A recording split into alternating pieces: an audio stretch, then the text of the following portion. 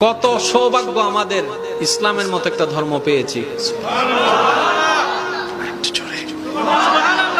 ভাগ্য আমাদের কত ভালো, ইমামুল আম্বিয়া নবী রাহমাতুল লিল আলামিনের মতো একজন নবী পেয়েছি।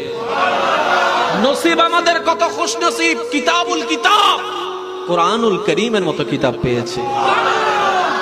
আমরা চতুর্দিকে সৌভাগ্যবান।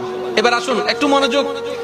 কিছুদিন আগে আমরা শুনেছি, দেখেছি মিডিয়ার মাধ্যমে, সুইডেনের মতো একটি জায়গায় অনুমতি সাপেক্ষে ইসলাম ধর্মের ধর্মীয় গ্রন্থ কোরআনকে পোড়ানো হয়েছে। এটা নিয়ে অনেক প্রতিবাদ হলো। রিসেন্টলি নিউজ আসলো, ওই সুইডেন সরকার ওই বিষয়কে সমাধান করার জন্য মুসলমানের পক্ষ থেকে একজন মুসলমানকে অনুমতি দিলেন।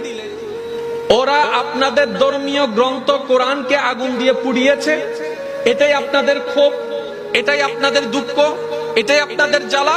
ঠিক আছে, আমরা সুইডেন সরকার আপনাদেরকে একটু সুযোগ দিলাম, আপনাদের পক্ষ থেকে যে কোনো একজন মুসলমানকে আমরা অনুমতি দিলাম, ওই মুসলমান জনসম্মুখে এসে সবার সামনে, মিডিয়ার সামনে, পুলিশের সামনে, সবার সামনে ওই ব্যক্তিদের ধর্মীয় গ্রন্থ পোড়ানোর অনুমতি আমরা দিলাম। মুসলমানদের ধর্মীয় গ্রন্থ কোরআনকে তারা পুড়িয়েছে, সুতরাং তোমরা মুসলমানের পক্ষ থেকে তাদের ধর্মীয় গ্রন্থ, তাদের ধর্মীয় কিতাবকে তোমরা পোড়াও, আমরা তোমাদেরকে সেভ করব, আমরা তোমাদেরকে সিকিউরিটি দিব, কেউ তোমাদের উপর আঘাত করতে পারবে না। সবকিছু প্রস্তুতি হয়ে গেল। এই রিসেন্টলি নিউজ আপনাদের সকলেরই জানা আছে, শুধু আমি একটু স্মরণ করিয়ে দেওয়ার জন্য বলার চেষ্টা করছি।